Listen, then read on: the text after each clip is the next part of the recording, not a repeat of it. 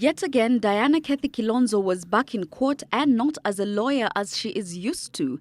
This time, she was on the dock as a suspect charged with electoral fraud in a case instituted by the police and recommended by Director of Public Prosecutions Keriako Tobiko, flanked by a battalion of prominent lawyers, among them her brother, Senator Mutula Kilonzo Jr., Julie Soweto, James Orengo, Professor Kivutha Kibwana, and Dan Manzo.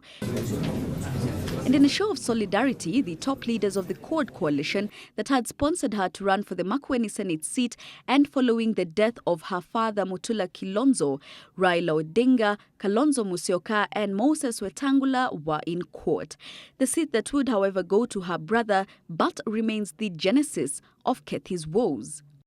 The charges were read. The plea was taken. That count is for Diana Kethi Kilonzo. And I appear.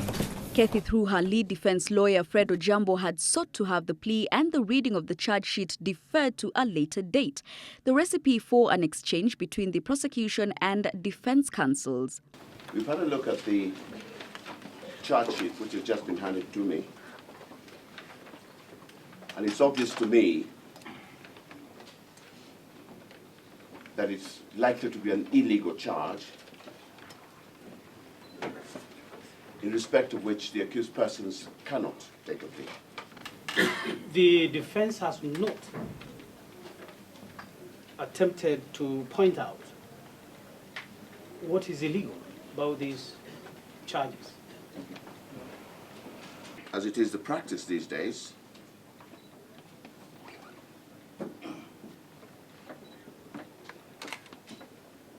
would probably even put it down in writing.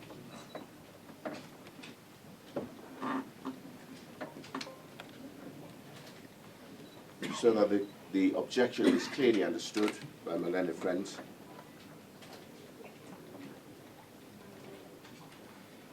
Senior counsel says that they intend to make a written application.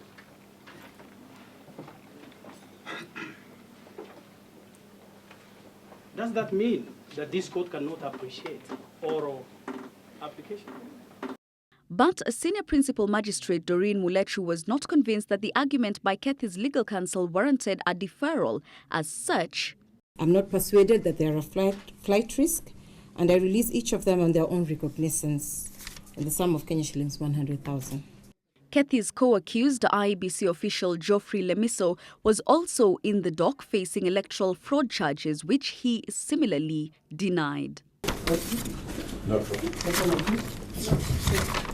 The hearing on Kethi's case is set for the 18th to the 22nd of November. Until then, Kethi remains free on a 100,000 shilling bond, as is IEBC official Lemiso.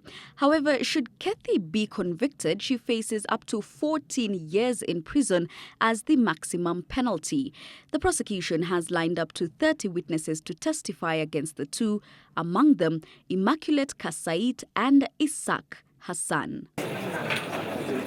But even as she awaits this trial, Kethi is faced with yet another headache over her documents, that of the credibility of her master's in law degree, which on the one hand she says hangs in her office, but on the other, the University of Nairobi says she continues to be a student with one paper that she should recite. The Kethi saga continues. Now, while it may not be the most comfortable of situations for her, coming from someone who usually sits on the defense table to now being in the dock, it appears that it will be one tall order for Kethi Kilonzo and her legal team to clear her name. Jacky Maribe, Citizen Live at 9 at the Milimani Law Court, Nairobi.